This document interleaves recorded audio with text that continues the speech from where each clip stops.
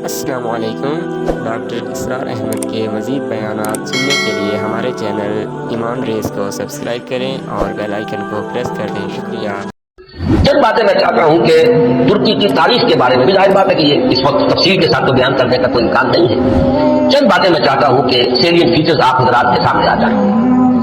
یوں سمجھیے کہ 13ویں صدی عیسوی، یہ 20ویں صدی عیسوی ختم ہو رہی ہے، آج سے 700 سال پہلے کے ماحول میں آپ جائیں۔ اس وقت خلافت بنو عباس کا خاتمہ ہوا 1258 عیسوی میں۔ فال آف بغداد، تاتاریوں کے ہاتھوں بغداد کی تباہی ہوئی اور خلافت بنو عباس کا چراغ گل ہو گیا۔ عربوں کی سیادت و قیادت اس وقت سے ختم ہوئی۔ جو خلا پیدا ہوا وہ اس قوم نے پر کیا جن کے ہاتھوں عذاب آیا تھا۔ ہے آیا فتنہ تاتار کے افسانے سے، پاسما مل گئے کعبے کو صنم کھانے سے۔ ایک انٹرم پیریڈ تو ایسا گزرا ہے کہ جس میں طوائف الملوکی تھی۔ ظاہر بات ہے کوئی بڑی تہذیب، بڑا تمدن، بڑی سلطنت ختم ہوتی ہے تو دوبارہ اس کی جگہ پر کسی دوسرے اسٹرکچر کے بننے میں وقت لگتا ہے۔ درمیان میں وہ طوائف الملوکی، چھوٹے چھوٹے سلطان، چھوٹے چھوٹے عمرا، چھوٹی چھوٹی حکومتیں، پورے عالم اسلام۔ لیکن رفتہ رفتہ یہ جو ترک ایک اصل میں یوں سمجھیے کہ ایک نسل ہے، قوم ہے۔ ہم مغل کو علیحدہ سمجھتے ہیں، ترکوں کا اصل میں ترک بھی ترک ہے۔ یہ سب ترکان ہیں، ان کی مختلف نسلیں۔ ترکان تیموری کو ہم مغل کہتے ہیں۔ ترکان صفوی کی حکومت قائم ہوئی ایران میں۔ ترکان تیموری یعنی مغلوں کی بہت بڑی مملکت قائم ہوئی ہندوستان میں۔ ترکان سلجوقی سب سے پہلے دائرہ اسلام میں داخل ہوئے تھے اور وہ خلافت بنو عباس کے دور میں ہی بہت کافی پاورفل ہو چکے تھے۔ چھوٹے چھوٹے علاقوں میں ان کی حکومتیں تھیں۔ اسی زمانے میں مشرق و مغرب میں ہر جگہ پر پورے عالم اسلام میں سب سے زیادہ مضبوط حکومتیں جو تھیں وہ غلاموں کی تھیں۔ ہندوستان میں 1206 میں دلی کے تخت پر قطب الدین ایبک بیٹھے غلام تھے۔ پھر وہ التتمش کے سب خاندان غلامہ ہیں۔ ادھر مصر میں مضبوط حکومتیں دو ہی تھیں۔ ہندوستان میں خاندان غلامہ کی، ادھر مصر میں ممالک، مملوک کہتے ہیں غلام کو، ملکیت ہے۔ یہ سب ترک ہیں۔ تو ان دونوں کی حکومتیں عظیم ترین قائم۔ ہندوستان میں تو دور کئی آئے۔ ہندوستان میں پہلے خاندان غلامہ، پھر خلجی، لودھی، سادات، مختلف خاندان کو 350 برس میں اس میں گزرے۔ 1206 سے 1526 تک 320 برس میں یہ کئی خاندانوں کی حکومتیں توڑ پھوڑ ہوتی ہیں۔ پھر 1526 سے مغل آئے۔ کہنے کو تو 1857 تک رہے، لیکن حقیقت میں 150 برس ہیں ان کے، جن کو کہا جائے کہ صحیح ان کی عظمت کا دور۔ یہ جو 6 بادشاہ ہیں، بابر، ہمایوں کا تو خیر نہ ہی شمار کیا جائے، اکبر ہے، جہانگیر ہے، شاہجہاں ہے، اورنگزیب۔ اس کے بعد جو ہے طوائف الملوک ہندوستان میں بھی ہو گئے۔ لیکن اسی صدی میں 13ویں صدی کے اختتام کے قریب 1288 میں ایک ترک سردار ارطغرل کا بیٹا عثمان، جو خاندان عثمانی جو ہے حضرت عثمان سے کوئی تعلق نہیں ہے ان کا۔ یہ اکثر لوگ کیونکہ اس میں بھی مغالطے میں نے دیکھا بڑے بڑے پڑھے لکھے لوگ، امریکہ کے ڈاکٹرز بھی اس مغالطے میں تھے کہ شاید ان کا تعلق حضرت عثمان سے، جیسے بنو عباس کا حضرت عباس سے ہے تو یہ عثمانی سلطنت جو ہے یہ شاید یہ حضرت عثمان کی نسل سے، اس کو تعلق نہیں، یہ تو ترک ہے۔ عثمان بیگ اس کا نام تھا سردار کا۔ اس نے چھوٹی سی حکومت قائم کی۔ ویسے تمام مسلمانوں کی حکومتیں تھی، اناطولیہ پورا کا پورا جو ہے مسلمانوں کا تھا، مختلف چھوٹی چھوٹی ریاستیں۔ لیکن عثمان بیگ نے 1288 میں اس وقت کا جو ترکی ہے اس کا شمال مغربی کونا، صرف ایشیائی ترکی، اس میں چھوٹی سی حکومت قائم کی۔ 1288 سے لے کر اس کے بعد یہ حکومت جو ہے تسلسل کے ساتھ قائم رہی۔ اور فرق یہ ہے کہ ہندوستان میں تو جیسا کہ میں نے عرض کیا اس عرصے میں بہت سے خاندان آئے اور ختم ہوئے، مغلیہ دور آیا ختم ہوا، پھر انگریز بھی آ گئے۔ لیکن یہ کہ 1288 سے لے کر اب یہ 1992 تک وہ سلسلہ وہاں قائم، کوئی دخل نہیں۔ عروج و زوال انہی کے درمیان آئے ہیں، کبھی ان کی سلطنت بہت پھیل گئی، کبھی سکڑ گئی۔ پھر یہ کہ آج بھی بہرحال پورا ایشیا مائنر جس کو آپ کہتے ہیں، ایشیائے کوچک، اناطولیہ کا پورا علاقہ، اور یورپ میں بھی بہرحال 3% ان کا رقبہ جو ہے یورپ کے اندر بھی ہے، آج بھی وہ مملکت قائم ہے۔ اور اس مملکت کے اندر نوٹ کیجئے پورے 400 برس تک خلافت رہی۔ ویسے تو 600 برس سے قائم ہو چکے ہیں 1288 سے لے کر، اور یہ 1992 تک، یہ تو 700 سال کی حکومت ہے۔ لیکن یہ کہ خلافت جو ہے وہ 1520 سے شروع ہوئی، یہ ذرا ذہن میں رکھیے۔ جبکہ انہوں نے حجاز کو بھی فتح کر لیا، مصر کو بھی فتح کر لیا، عظیم ترین 3 بر اعظموں پر دنیا میں کوئی اور حکومت اور کوئی اور سلطنت اتنی عظیم نہیں تھی جتنی کہ اس وقت سلطنت عثمانیہ تھی۔ پورا حجاز، پورا یمن، پورا عراق، شام، مصر، اور پھر یہ لیبیا، الجزائر، تیونس تک، یہ سب کے سب پورا ایشیا مائنر، اور جیسا کہ میں نے عرض کیا بہت بڑا رقبہ، تمام بلقان سٹیٹس، ہنگری اور یہ علاقے جو ہیں یوگوسلاویا، سب کے سب جو ہیں یہ ایک مملکت 3 بر اعظموں کے اوپر ہوئی۔ تو 1520 سے خلافت شروع ہوئی ہے اور 1920 سے لے کر 1924 4 سال میں درجہ بدرجہ ختم ہوئی۔ وہ بھی میں آج آپ کو بتاؤں گا کہ وہ درجے کیا ہیں۔ ایک دم ختم نہیں ہوئی، اس کے اندر کچھ وقت لگا ہے، 4 سال کے عرصے میں وہ نیچے گری ہے، 400 برس تک قائم رہی اور 4 برس میں پھر وہ زمین ہو گئی۔ اور خاص طور پر یہ پوائنٹ نوٹ کرنے کا ہے کہ بقیہ جو خلافتیں تھیں، خلافت بنو امیہ، خلافت بنو عباس، خلافت، ان سب کو تو چیلنج کرنے والے کوئی نہ کوئی سامنے آتے رہے۔ بنو امیہ کی خلافت کو چیلنج کیا پہلے حسین ابن علی نے رضی اللہ تعالی عنہما، پھر حضرت عبداللہ ابن زبیر نے رضی اللہ تعالی عنہما، پھر یہ کہ خلافت بنو عباس کو چیلنج کرنے والے حضرت زید، حضرت حسن کی اولاد میں سے رضی اللہ تعالی عنہ، پھر انہی کی اولاد میں سے ایک اور نفس زکیہ اٹھے جن کا نام اصل میں محمد ابن عبداللہ ہے، نفس زکیہ ان کا لقب ہے۔ تو ان خلافتوں کو چیلنج کرنے والے اٹھے ہیں، لیکن یہ بات نوٹ کر لیجئے پورے 400 برس میں پورے عالم اسلام میں ترکوں کی خلافت کو کسی نے چیلنج نہیں کیا، متفق علیہ خلافت پورے عالم اسلام میں، اگرچہ پورا عالم اسلام ان کی حکومت میں شامل نہیں تھا، خلافت کو مانتے تھے، جہاں کہیں کوئی حکومت بدلتی تھی وہاں سے منگواتے تھے اپنے لیے سند، اور پورے عالم اسلام میں خلیفہ کا نام لیا جاتا تھا فتووں کے۔ تو اس اعتبار سے یہ بہت ہی ایک غیر معمولی بات ہے، 400 برس تک خلافت کا جاری رہنا، اور وہ اس شان کے ساتھ کہ اس کو کسی وہ انڈسپیوٹڈ مجمع علیہ متفق علیہ خلافت کہی۔ اس میں سے ذرا میں چاہتا ہوں کہ تھوڑا سا جغرافیہ کا بھی آپ اپنے ذہن میں اور وہاں کا جو مسئلہ ہے وہ جما دیجیے۔ اناطولیہ وہ تو آپ نے نقشے کے اندر دیکھا ہوگا، کافی بڑا رقبہ ہے، اور اصل 97% ترکی موجودہ جو ہے وہ اسی میں ہے، 3% جو ہے یورپ میں ہے۔ اس کی آبادی کوئی 5.5 کروڑ ہے، آبادی کے لحاظ سے پاکستان کا نصف ہے تقریباً۔ اس میں سے 1 کروڑ کے لگ بھگ صرف ایک شہر استنبول میں ہے۔ پورا ملک سطح مرتفع ہے، نہایت زرخیز، سرسبز، شاداب، قابل دید، اونچائی نچائی، لیکن ہر جگہ پر آپ کو کہیں زمین ننگی نہیں ملے گی، دریا ہیں بکثرت، جھیلیں ہیں بکثرت میٹھے پانی کی، اور ابھی ہم نے وہاں پر جو کچھ معلوم کیا ہر شے ان کی اپنے ہاں موجود ہے، ہر اعتبار سے سیلف سفیشینٹ ہوئی ہے۔ اللہ تعالیٰ نے اپنی نعمتوں کی بارش اس طرح کی ہے، 6 دن ہم نے اس میں گزارے ہیں صرف ایک شہر استنبول میں، اور یہ میں نے عرض کر دیا کہ وہ پورے ملک کی 1/5 آبادی تو وہی ہے۔ یہ شہر شاید دنیا کے اس اعتبار سے خوبصورت ترین شہروں میں سے ہوگا کہ یہ ایک تو یہ کہ نگینے کی طریقے سے یہ یورپ اور ایشیا سنگم ہے اس کا جس پر واقع ہے۔ ایک سمندر ہے جو پورا ترکی کے اندر ہی ہے، بحر مارمورا، جسے ایک چھوٹی سی آبنائے ملاتی ہے بحرہ اسود کے ساتھ، بلیک سی کے ساتھ، اس کو باسفورس کہتے ہیں۔ جنوب میں ایک لمبی سی گلی ہے پانی کی، ادرا دانیال، ڈارڈینیلیز، وہ ملاتی ہے اسے بحرہ روم سے، لیکن بحرہ مارمورا جو ہے پورا کا پورا وہ ترکی کے اندر ہے گویا، یعنی یورپ کی ترکی اور ایشیائی ترکی کے مابین۔ اور استنبول شہر جو ہے وہ بہت خوبصورت، اور عظمت پارینہ اگر مسلمانوں کی دیکھنی ہے تو شاید دنیا کا کوئی اور شہر نہیں ہے کہ جو ہم اللہ ہو، جتنی عظیم مسجد ہے، عالی شان مسجد ہے، اگرچہ اس وقت ان کی مینٹیننس نہیں ہے، برا حال ہے، خستہ حال ہے۔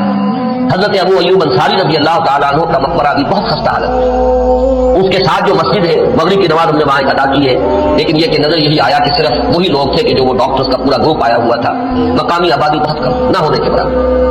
اس اعتبار سے عظمت پارینہ دیکھنی ہو تب بھی جا کر دیکھیے، اور اسلام کی بیچارگی دیکھنی ہو تب بھی وہیں جا کر دیکھیے۔ یہ دونوں کنٹراسٹ آپ کو وہاں نظر آئیں گے کہ عظیم ترین مسجدیں وہاں ہیں۔ ہماری بادشاہی مسجد تو اپنے یعنی یوں سمجھیے کہ صحن کے رقبے کے اعتبار سے ہم کہہ دیتے ہیں دنیا کی سب سے بڑی مسجد ہے، لیکن وہ تو صحن ہے۔ باقی یہ کہ ان کے جو عظیم الشان حال انہوں نے بنائے ہیں، جتنے عظیم جتنے بلند، ان کو دیکھ کر انسان حیران رہ جاتا۔ سلطان محمد فاتح کی مسجد، سلطان سلیمان کی مسجد، ایک مسجد ان میں سے جو ہے اپنی جگہ پر عظمت کا بہت بڑا نشان ہے، اگرچہ جیسا کہ میں نے کیا اس وقت حالت جو ہے ان کی اثر و بیشتر خستہ ہے۔ ایک دن کے لیے ہم برسا، ایک شہر برسا اس وقت کہلاتا ہے، یہ بروسا ہے پرانا، بے رے واو صاد ہے، اور جب سلطان ارطغرل کے بیٹے سلطان نے عثمان نے جب سلطنت قائم کی تھی تو پہلا دارالخلافہ یہی تھا۔ یہ ایشیائی حصے میں ہے، تقریباً کوئی 150-200 میل کا فاصلہ ہوگا استنبول سے۔ وہاں کے حالات مختلف ہیں، وہاں سلطان بایزید یلدرم کی بنائی ہوئی مسجد جو ہے بہت عالیشان ہے، اور اس وقت بھی وہ بہت آباد ہے۔ ہم حیران ہوئے وہاں دیکھ کر کہ وہاں ایک ظہر کی نماز ہم نے پڑھی ہے 2 دن قبل، لیکن محسوس ہوتا تھا کہ جمعے کی نماز، ظہر کی اذان سے پہلے کثیر تعداد کے لوگ موجود۔ اتنا کنٹراسٹ بھی شاید دنیا میں آپ کو کہیں نظر نہ آئے کہ استنبول کا حال وہ ہے کہ حضرت ابو ایوب انصاری کی مسجد جو ہے وہ بھی ویران پڑی ہوئی ہے رضی اللہ تعالیٰ عنہ، لیکن یہ کہ برسا کے اندر جا کر آپ دیکھیے تو وہاں پر یہ ہے کہ ظہر کی نماز ایسا محسوس ہے جمعے کی نماز، اذان سے پہلے اس مسجد بھری ہوئی ہے، اس کے بعد جو ہم نے دیکھا ہے ان کا جوش و خروش اور پاکستانیوں سے نہایت محبت وہ بھی وہی نظر آتی ہے، استنبول میں نہیں۔ استنبول تو ہر اعتبار سے مغربی تہذیب کے اندر بری طریقے سے یوں سمجھیے کہ پوری طرح گم ہو چکا ہے، وہاں آپ محسوس نہیں کر سکتے کہ کوئی مسلمان نہیں۔ باقی یہ کہ جیسا کہ میں نے ابھی عرض کیا تھا کہ اگرچہ اللہ تعالیٰ نے اپنی دولت جو ہے مادی دولت کے خزانے ہر طرح سے انہیں دیے ہیں، لیکن معاشی حالات نہایت ناگفتگو ہیں، इन्फ्लेशन आसमान से बातें कर रहे हैं, करेंसी की कीमत इस तेजी के साथ गिरती है। वो कुछ आदाद शुमार लेके आए हैं, मेरे साथ चूंकि छोटे भाई बिरादर अजीज इक़्तिदार अहमद थे, निदाम में इंशाअल्लाह ताला वो चीजें तफसील से आएंगी फैक्ट्स एंड फिगर्स के साथ, कि किस तरह हर महीने उनकी जो करेंसी है उसकी कीमत गिर रही है और किस तरह यहूदियों ने उन्हें चुंगल के अंदर ले रखा है और पूरी मईशत जो है यहूदियों के कब्जे में है। उनके यहाँ हर चीज जो है कंज्यूमर गुड, बस उसकी खपत है, जो खर्च कर देने वाली चीजें हैं, लिबास है, मुख्तलिफ चीजें हैं, उनकी मोहताज बाजारों में भरी नजर आएगी। लेकिन यह है कि उनकी जो, यानी यूं समझिए कि शराब पानी की तरह, एक अजीब कंट्रास्ट है इस एतबार से, खिंजीर वहां नहीं खाया जाता, लिहाजा ये तो इत्मीनान होता है आप जहां जाके खाना खा लें, आपको पता है यहाँ हराम चीज खाने में नहीं है, लेकिन शराब पानी की तरह भी है, ये भी तजाद है। यहां तक कि वाकया ये है कि हमारा गाइड था, उसने कहा बड़े ही फख्र के साथ, एक जगह जब हम जा रहे थे हज़रत अबू अय्यूब अंसारी रज़ी अल्लाह तआला अन्हु की मस्जिद की तरफ, उसने एक इलाका बताया और उसने कहा ये इतने रेस्टोरेंट जो आपको नजर आ रहे हैं ये सब शराब और हर जगह है, लेकिन रमजान में ये सब बंद होते हैं, रमजान में हम शराब नहीं पीते। हमने कहा रमजान ही में नहीं पीते तो ये बाकी शराब, तो बाकी तो पीते हैं। किसी ने पूछ लिया क्या रोज? हाँ रोज पीते हैं। वो बिल्कुल कोई उसके अंदर कोई गिल्टी कॉन्शियस, किसी तरह की कोई इनहिबिशन, कोई किसी दर्जे की कोई शर्मिंदगी खत्म नहीं, लेकिन रमजान में ये सब बंद होते हैं रमजान के अंदर। तो मैंने कहा कि अल्लाह करे कि ये रमजान ही पूरा साल हो जाए, कोई ऐसी शक्ल बन जाए कि पूरा साल हर रोज ईद में इसके हलवा खुरत कसे, अल्लाह करे कि पूरा साल जो है वो रमजान की शक्ल बन जाए, ताकि वहां से शराब की लानत का खात्मा। ये 20वीं सदी के आगाज के वक्त, जिसे हम पूरा कहते हैं मिडल ईस्ट, बल्कि सिर्फ मिडल ईस्ट नहीं, पूरा शिमाली अफ्रीका सल्तनत उस्मानिया का हिस्सा था, खिलाफत उस्मानिया। लीबिया, अलजायर, मिस्र, पूरा हिजाज, यमन, पूरा इराक, शाम, और ये शाम ही के हिस्से हैं दर हकीकत, उर्दून और लबनान, ये सब ये शाम अरब, इराक अरब, ये पूरा इलाका खिलाफत उस्मानिया ये उसका हिस्सा था। पहली जंग अजीम में अंग्रेजों ने अरबों को बगावत पर आमादा किया, गद्दारी पर आमादा किया, उन्होंने खिलाफत उस्मानिया के खिलाफ बगावत, बीज बोए उनके दिलों के अंदर नफरत के, उभारा उन्हें कि तुम तुर्कों के गुलाम क्यों हो, तुम्हें खुद हाकिम होना चाहिए, तुम खड़े हो जाओ, हम मदद करेंगे, तुम बगावत करो, तुम इन तुर्कों के खिलाफ हमारी मदद करो, हम तुम्हें आजाद कर देंगे, तुम अपने पांव पर खुद खड़े हो जाना। ये बहुत ही हमारे लिए दर्दनाक अलमिया है इस पहली जंग अजीम का। कर्नल लॉरेंस जैसा शख्स, बरतानवी इस्तेमार, और उसके नतीजे में अरबों ने बगावत की। और इस कदर दर्दनाक बात आपको बता रहा हूं, मैं पहली मर्तबा जब सन 62 में हज के लिए गया मदीना मुनव्वरा में, अभी वो रेल के इंजन खड़े हुए थे। ये तुर्की के जमाने में, सल्तनत उस्मानिया के जमाने में बगदाद से मदीने तक रेलवे लाइन थी। ये पूरा एक आलम सल्तनत उस्मानिया, सल्तनत में खिलाफत उस्मानिया, पूरी ट्रेनें जो है तुर्कों की उड़ाई गई, हजारों तुर्कों को शहीद किया गया है, यहां तक कि सहने हरम में शहीद किए गए सैकड़ों तुर्क। ये जुर्म थोड़े नहीं है, मामूली नहीं। आज जिसकी सजा मिल रही है, मालूम होना चाहिए कि वो जराइम कौन कौन से थे। अब भी जो लोग गए हैं उन्होंने देखा होगा, तुर्की का किला मौजूद है ऊपर पहाड़ी के ऊपर, हरम का जो सबसे बड़ा दरवाजा है बाबे मलिक अब्दुल अजीज, उसके सामने एक लाइब्रेरी होती थी, अब तो गालिबन वो भी गिरा दी गई है, उसके पीछे पहाड़ी पर तुर्कों का किला है पुराना, उस पर तोपें मौजूद थी। जब बगावत हुई है, जो हरम में आए हुए थे तुर्क फौजी, जाहिर बात है निहत्ते, वो तो नमाज पढ़ने आए हुए थे, उनको वहां ज़िबा किया गया है। और तुर्कों ने अपनी तोपें इस्तेमाल नहीं की कि कहीं बैतुल्लाह को कोई गदर न पहुंच जाए। बहरहाल ये गद्दारी हुई है पहली जंग अजीम के दौरान, और न सिर्फ तुर्कों के, अरबों ने की है। जैसा कि मैंने कहा था, दो है सबसे बड़े मुजरिम रूए अर्जी के ऊपर उम्मत मुस्लिमा के तबकात। हमारा पंजाबी सिपाही भी जाकर अंग्रेजों की मदद करके एलन बी को कब्जा जो लेकर दिया बगदाद का, उसमें हमारे मुसलमान पंजाबी सिपाही भी शामिल थे। ये खून चका बाब है हमारी तारीख का इस सदी का। लेकिन उसके बाद सल्तनत उस्मानिया के टुकड़े हो गए, चिथड़े हो गए। एक अंग्रेज ने लिखा है ये जुमला, जहर में बुझा हुआ जुमला, कि तारीख में ये बात सब्त हो जाएगी कि एक अंग्रेज ने उस सल्तनत के टुकड़े कर दिए कि जो उमर फारूक ने कायम की थी रज़ी अल्लाह तआला अन्हु। ये पूरा आलम, ये तमाम इलाका किसने पता किया था? ये बात हाथ बदल गए थे, फिर तुर्क आ गए, खिलाफत उस्मानियों के पास चली गई, लेकिन ये सल्तनत तो हजरत उमर रज़ी अल्लाह तआला अन्हु के जमाने से चली आ रही थी। उसको एक अंग्रेज कर्नल ने और उसने बगावत ने आबादा करके अरबों को और तुर्कों के पीठ में छुरा ढुकवा कर उनके जरिए से और टुकड़े कर दिए। लेकिन जब जंग खत्म हुई, अब इन्होंने कहा कि अब हमें आजादी दीजिए, तो अब उन्हें मालूम हुआ कि गद्दारों को दुनिया में क्या मिलता है। टुकड़े कर दिए गए। ये हिस्सा इराक ये अंग्रेज के पास रहेगा, شام کا یہ علاقہ یہ فرانسیسیوں کے پاس رہے گا، مصر پر انگریزوں کا تسلط رہے گا، لیبیا اطالویوں کے پاس رہے گا، لے دے کر یہ جو علاقہ تھا حجاز، کیونکہ وہاں کچھ تھا ہی نہیں، بوادٍ غیر ذی زرع، یہ عربوں کے پاس چھوڑ دیا گیا۔ اس وقت جو بادشاہ ہیں شاہ حسین اردن کے، ان کے دادا سب سے بڑے غدار وہی تھے، لہذا ان کو اس علاقے کی بادشاہت دے دی گئی۔ اس کے بعد نجد سے ایک تحریک اٹھی ہے، وہ سعودی جو خاندان ہے وہ نجد سے اٹھا۔ نجد میں اس وقت کچھ بھی نہیں تھا، وہ تو صرف ریت کے تودے تھے اور کچھ بھی نہیں، لہذا ادھر کسی استعماری قوت کو دیکھنے کی ضرورت ہی نہیں تھی۔ وہ تو بعد میں تیل برآمد ہوا، اس کی حیثیت ہو گئی، اور یہ امارات کا علاقہ جو ہے اس کی دنیا میں اب گویا کہ یوں سمجھیے کہ جو سب سے زیادہ اہم علاقے ہو سکتے ہیں روئے ارضی کے نقشے پر، ان میں سے ایک تو ہو گیا، لیکن یہ اس وقت کی بات میں کر رہا ہوں، کوئی حیثیت نہیں تھی، لہذا اس کو چھوڑ دیا گیا۔ یہ ہے تاریخی پس منظر، یہ لکیریں جو کھینچی گئی ہیں، یہ ایک ملت اسلامیہ کو جو قومیتوں میں تقسیم کیا گیا، پھر نعرے لگوائے گئے المصر للمصریین الشام للشامیین، اب شامی ایک علیحدہ قوم ہو چکے ہیں، مصری ایک علیحدہ قوم ہو چکے ہیں، عراقی ایک علیحدہ قوم ہو چکے ہیں۔ یہ ساری تقسیمیں استعمار کی پیدا کرنا ہے، اس کا کوئی تعلق اسلام کے ساتھ نہیں۔ اب ضرورت تو اس بات کی تھی کہ استعمار کے پنجے جب یہاں سے کچھ ہٹے، دوسری جنگ عظیم کے بعد ایک دور آیا، امریکہ ابھرا ہے دنیا کی عالمی سطح پر سیاست میں، اس کے ہاں کچھ آزادی کے تصورات تھے، اس نے بھی سپورٹ کیا۔ برطانیہ کمزور ہو چکا تھا، وہ اتنے بڑے علاقے کو ہولڈ نہیں کر سکتا تھا، ہندوستان بھی آزاد ہوا، پھر یہ کہ اور دوسرے علاقوں سے بھی اس کو پسپائی اختیار کرنی پڑی۔ استعمار کے پنجے جس طرح بھی ہوئے، ان کے سینوں سے، عربوں کے سینوں سے جو ہے گویا کہ وہ ہٹے، لیکن امریکہ نے ایک اپنی بہت بڑی حکمت عملی جو اختیار کی، عالم عرب کے سینے میں اسرائیل کا خنجر پیوست کر دیا، تاکہ یہ کبھی آزاد نہ ہو جائیں، ہمارے انگوٹھے تلے رہے، ہماری پالیسی گواہی کرے۔ یہ استعمار کا دوسری جنگ عظیم کے بعد، جہاں برطانوی استعمار، فرانسیسی استعمار رفتہ رفتہ یہ ہٹنے شروع ہوئے، صدر ناصر نے انگریزوں کو اٹھا کر پھینکا میڈیٹرینین میں اور دوسرے جگہوں سے، الجزائر نے آزادی حاصل کی فرانس سے، اطالویوں سے جو ہے لیبیا والوں نے آزادی حاصل کی، یہ ہو گیا، لیکن ایک خنجر پیوست کر دیا گیا اسرائیل کا سینہ عرب۔ اس صورتحال میں ظاہر بات ہے کہ ایک تو بڑی آئیڈیل پوزیشن تھی کہ پورا عالم اسلام متحد ہو، لیکن وہ تو بہت دور کا خواب معلوم ہوتا ہے۔ علامہ اقبال سے بڑا کوئی نقیب نہیں ہے ملت اسلامی کی وحدت کا، ایک ہو مسلم حرم کی پاسبانی کے لیے نیل کے ساحل سے لے کر تابخا کے کاشور، لیکن انہیں بھی اپنے لیکچرز میں کہنا پڑا کہ اس وقت جو صورتحال ہے پورے عالم اسلام کی ایک وحدت بن جانا تو تقریباً ناممکن نظر آ رہا ہے، اگر کسی طرح ایک common wealth of Muslim nations وجود میں آ جائے تو بھی بڑی کامیابی ہوگی، لیکن اس سے بھی پہلے یہ تو زیادہ آسان تھا کہ عالم عرب ایک وحدت کی شکل اختیار کر لے۔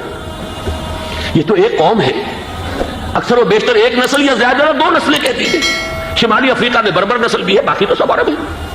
یہ پورا عالم ایک نسل، ایک زبان، پورے اتنے رقبے کے اوپر بولے جانے والی ایک زبان، یہ تو ایک ہو جائے۔ افسوس یہ ہے کہ اس کا ایک ہو جانا، ایک شخصیت ابھری تھی جو مذہبی مزاج کی شخصیت تھی، جو دینی مزاج کی حامل شخصیت تھی، اگر اس کی قیادت میں عالم عرب متحد ہو جاتا تو واقعتاً ایک بہت بڑا جو ہے مرحلہ وہ طے ہو جاتا پوری عالمی ملت اسلامیہ کی ایک وحدت اختیار کرنے کا۔ وہ شخصیت تھی شاہ فیصل شہید کی، اور اس لفظ کے ساتھ ہی آپ کے ذہن میں آ گیا ہوگا کیوں انہیں شہید کر دیا گیا، کس نے کیا کرایا، کہاں سے تعلیم حاصل کر کے آیا تھا وہ جس نے شہید کیا شاہ فیصل شہید کو، اس کی گردن پر کون سوار تھی، وہ یہودی لڑکی کے جس کے فوٹو بھی شائع ہوئے، ایک گردن پر اٹھائے کھڑا ہوا شہزادہ اپنی ایک یہودی دوست کو، لڑکی کو، اور وہی ہے کہ جس نے جا کر پستول سے شہید کیا ہے۔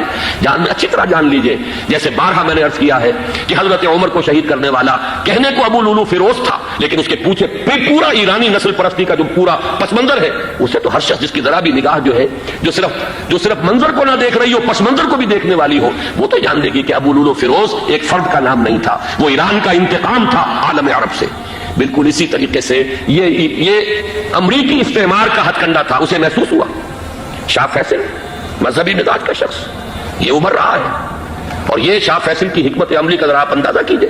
لاہور میں سمٹ کانفرنس ہوئی، اس میں وہ آئے، سب سے ٹاورنگ پرسنالٹی پورے اس وقت عالم اسلام کے اندر شاہ فیصل کی تھی، اور وہ گویا کہ ایک بہت ہی جس کو کہا جائے کہ ایک بہت ایلڈرلی، ایک بزرگانہ ایک شخصیت جو ہے، اور انہوں نے اپنے دولت کے دروازے، عرب میں وہ مشہور تھے کہ نہایت خسیس اور بخیل انسان ہے، اس لیے کہ وہاں وہ خرچ کرتے تھے حساب کتاب کے ساتھ، لیکن ان کے خزانے کھلے ہوئے تھے عالم اسلام کے لیے، ادھر بھی مدد ہے، ادھر بھی مدد ہے، ادھر بھی کام ہو رہا ہے، ادھر بھی کام ہو رہا ہے۔ پھر انہوں نے تیل کا ہتھیار استعمال کر کے ایک دفعہ امریکہ کو دن میں تارے دکھا دیے تھے، لہذا ان کا ہٹایا جانا سین سے یہ امریکی استعمار کے لیے لازم تھا۔ السلام علیکم۔ ڈاکٹر اسرار احمد کے مزید بیانات سننے کے لیے ہمارے چینل ایمان ریز کو سبسکرائب کریں اور بیل آئیکن کو پریس کر دیں۔ شکریہ۔